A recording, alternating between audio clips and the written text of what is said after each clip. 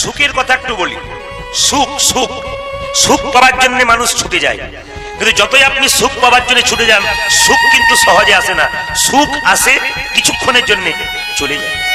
যেমন দুঃখ কেমন পোষা বিড়ালের মতো, যে বাড়িতে বিড়ালটাকে পুষেছেন ও দেখবেন পায়ের সামনে ঘুরঘুর ঘুরঘুর করবে, সেরকম দুঃখ দেখবেন সবসময় আপনার সঙ্গে হবে, ওর ফাঁকে ফাঁকে আপনাকে সুখ নিয়ে নিতে হবে। মায়েরা বলেন না সংসারে সুখ নাই, চিতাতে সুখ আছে। লাভ নাই, চিতাতে গেলে সুখ কি বুঝবেন? তখন তো দেহ থেকে প্রাণ বেরিয়ে গেছে, আপনি সুখ দুঃখ কি বুঝবেন? সুখ আছে একমাত্র হরিনামে। ঘরের কথা ভুলে যায়, এখানে যদি সুখ যদি হরিনামে না থাকে তাহলে দেখবেন সবাই বাড়িতে ঘুমোয় না, কিন্তু কীর্তন শুনতেছে দেখবেন দিব্যি কিছুক্ষণ পর ঘুমোতে থাকে। তাহলে সুখ না থাকলে ঘুমোবে কেন? যার টেনশন আছে সে ঘুমোয়, যার টেনশন নাই সে দিব্যি ঘুমোয়। তাহলে হরিনামের টেনশন নাই, ওই জন্য দেখবেন ঘুমটা। দিদি ঘুমাচ্ছেন কেন? আর বলবেন না, যা সংসারে কাজ, কিছুটা শান্তি পেলাম, চোখ আমার গড়িয়ে এলো। জেনে নিন এটাতে শান্তি আছে।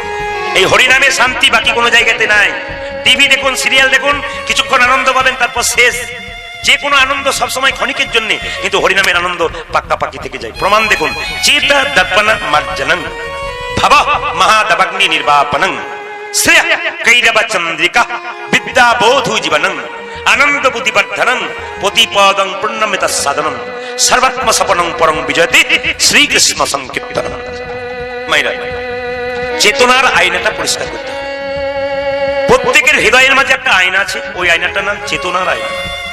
বাজার থেকে যে আয়নাটা কিনে আনবেন, ওই আয়নাতে আপনার আমার সকলের মুখ দেখা যায়, কিন্তু চেতনার আয়নাতে আপনার আমার মুখ দেখা যায় না, একজনের মুখ দেখা যায়, ভগবান শ্রীকৃষ্ণের মুখ দেখা যায়।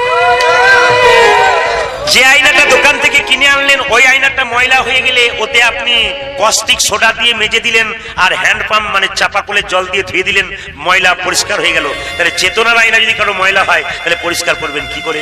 বলছে হরিনাম নামক কস্টিক সোডা আর নয়নের জল দিয়ে কেউ চেতনার আয়না ধুয়ে দিতে পারে, তবে সে ভগবান শ্রীকৃষ্ণের। এই জন্য মা, চোখের জল যে যত দিতে পারবে তত তার চেতনার আয়না পরিষ্কার হয়ে যাবে।